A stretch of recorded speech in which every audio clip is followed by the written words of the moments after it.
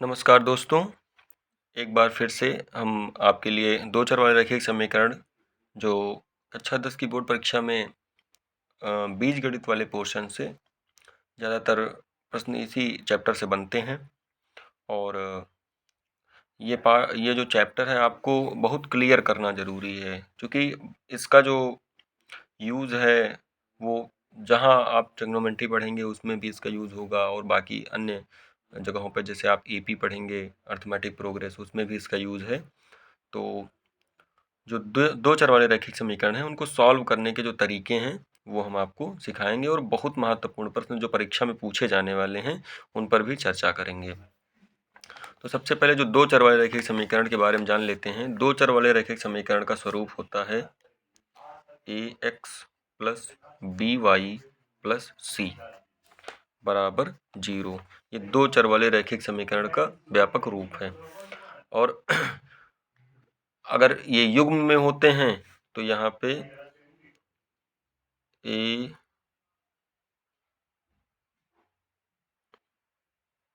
a1x b1y और c1 और a2x b2y और c2 बराबर 0 ऐसे करके होता है। मतलब गुणांक बदले हुए रहते हैं, बाकी जो चर हैं वो वही रहते हैं।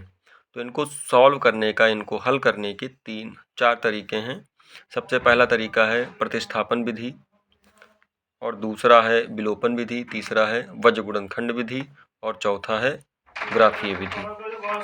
तो सबसे पहले इन समीकरणों से निरूपित लाइनें कैसी होंगी, उनकी प्रकृति क्या होगी, उसके बारे में हम लोग जानेंगे।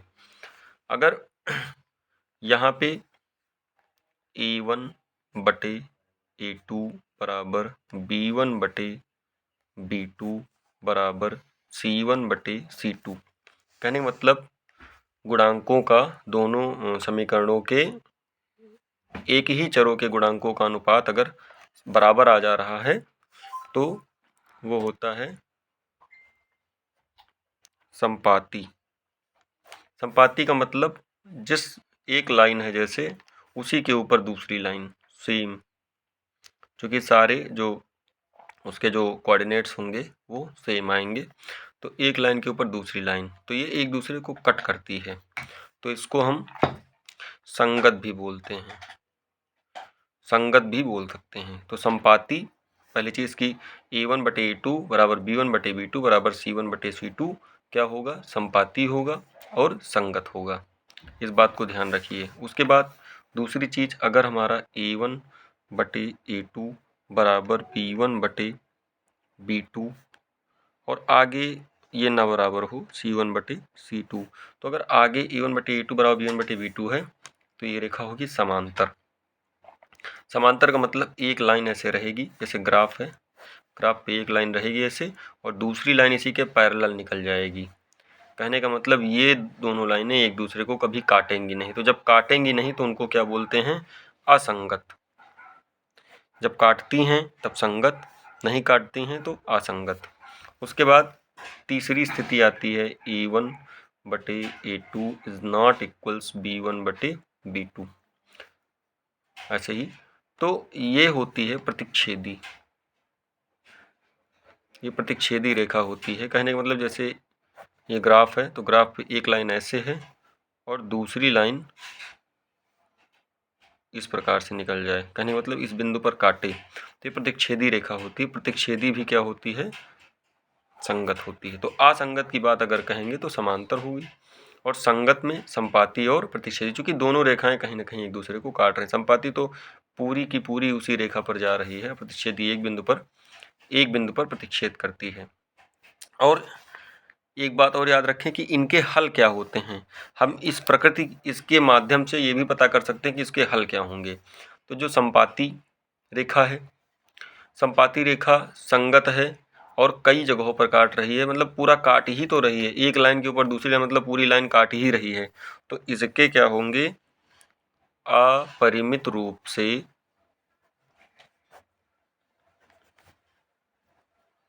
अनेक हल होंगे। जो संपाती रेखा होगी a1/a2 बराबर b1/b2 बराबर c1/c2 के अपरिमित रूप से अनेक हल होंगे।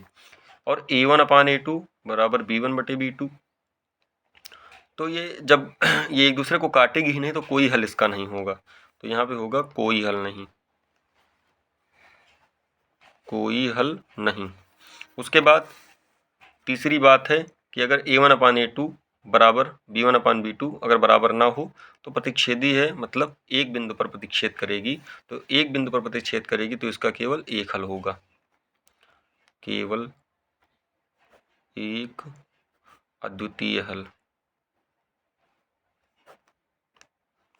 केवल और केवल एक हल होगा। अपरिमित रूप से अनेक हल होंगे जब A1/A2 बराबर B1/B2 बराबर C1/C2 हो, और कोई हल नहीं होगा अगर रेखाएं समांतर हो, मतलब A1/A2 बराबर B1/B2। और प्रतिच्छेदी रेखा का केवल एक अद्वितीय हल होगा। अब इसको याद करने की ट्रिक क्या है, संपाती मतलब सारा कुछ बराबर आपको दिखे तो संपाती है, आगे बराबर दिखे तो ये समांतर का, ऐसे समझ लीजिए कि समांतर का चिन्ह है, आगे बराबर दिखे तो समांतर है। और जैसे ही काट दिया, काटना मतलब प्रतिच्छेद करना, जैसे ही पहले ही काट दिया प्रतिच्छेदी, ये ट्रिक है इसको याद करने की। तो आई होप आपके समझ में आ गया होगा कि संपाती, समांतर और प्रतिच्छेदी रेखाओं को किस प्रकार से पहचाना जाए, क्योंकि आगे बहुत सारे सवाल बनते हैं और बोर्ड परीक्षा में इन्हीं चीज़ों को सम्मिलित करके सवाल पूछे जाते हैं। और यहाँ पे अब हम कुछ क्वेश्चंस ले लेते हैं और इनको चेक करते हैं कि ये संपाती हैं कि समांतर हैं कि प्रतिच्छेदी हैं। क्योंकि कॉन्सेप्ट तो आपके समझ में आ गया होगा, लेकिन जब तक हम उदाहरण नहीं सॉल्व करेंगे तब तक पता नहीं चलेगा। तो यहाँ पे जैसे हमारा दिया गया है 5x माइनस 4y प्लस 8 = 0 और 7x प्लस 6y माइनस 9 = 0। तो वीडियो ना बड़ा बने इसके लिए हम लोग सबसे पहले इसकी तुलना ax plus by plus c से करते हैं। तो यहाँ पे a की जगह पे हमारा क्या मिल रहा है 5, A1 मतलब, और A2 की जगह पे हमारा क्या मिल रहा है 7 मिल रहा है। इसी तरह B1 की जगह पे चिन्ह सहित -4 मिल रहा है, और B2 की जगह पे क्या मिल रहा है प्लस का 6 मिल रहा है। इसी तरह C1 की जगह में मिल रहा है 8 और C2 की जगह मिल रहा है माइनस का 9, ये 8 और ये 9। अब हम चेक करते हैं A1/A2 = B1/B2 = C1/C2। मान रखते हैं 5/7 बराबर -4/6 बराबर 8/-9। तो यहाँ पे हम देख सकते हैं कि ये इसके बराबर नहीं है, 5/7 - 4/6 के बराबर नहीं है। तो आप लोग जानते हैं कि अगर आगे सबसे पहला ही कट हो जाए तो वो होता है प्रतिच्छेदी। ये कैसी रेखा है प्रतिच्छेदी, और प्रतिच्छेदी रेखा क्या होती है संगत। अगर बात की जाए कि इसके कितने हल होंगे, अद्वितीय एक हल, केवल एक हल, क्या केवल एक हल। तो इस प्रकार से ये क्वेश्चन सॉल्व हो गया। 3 चीज़ हम लोग जाने कि प्रतिच्छेदी है कि नहीं है, संगत है कि नहीं है, और केवल एक हल है क्या है, ये हमें पता चल गया। आगे अगला क्वेश्चन है दूसरा नंबर। तो उसी प्रकार हम तुलना करते हैं तो A1 हमारा हो जाएगा, A1 हो जाएगा 9, A2 हो जाएगा 18, B1 हो जाएगा 3 और B2 हो जाएगा 6, C1 हो जाएगा 12 और C2 हो जाएगा 24। अब चेक करते हैं A1/A2 = B1/B2 = C1/C2, इसमें रखते हैं तो 9/18 बराबर 3/6 बराबर 12/24। कट करते हैं, 9 × 9 9 दूनी 18, 3 × 3 3 दूनी 6, 12 × 12 12 दूना 24। हमें 1/2 बराबर 1/2 बराबर 1/2 प्राप्त हो रहा। कहने का मतलब कि तीनों A1/A2 बराबर B1/B2 बराबर C1/C2 तीनों चीज़ें प्राप्त हो रही हैं। तो ऐसे क्या हो जाएगा, ये हो जाएगा संपाती। और संपाती मतलब संगत, और संगत संपाती मतलब अपरिमित रूप से अनेक हल। इसी प्रकार ये वाला हम देख सकते हैं, ये वाला इक्वेशन 3 नंबर। इसमें क्या है कि आगे देखते हैं, ये 6x - 3y + 10 है और ये 2x - y + 9 है। तो इसको भी हम तुलना करते हैं ax + by + c से। तो हमें A1 मिल रहा है 6, A2 मिल रहा है 2 और B1 हमें मिल रहा है -3 और B2 मिल रहा है माइनस, जब कुछ भी ना मिले तो 1 माना जाएगा, और C1 मिल रहा है 10 और C2 मिल रहा है 9।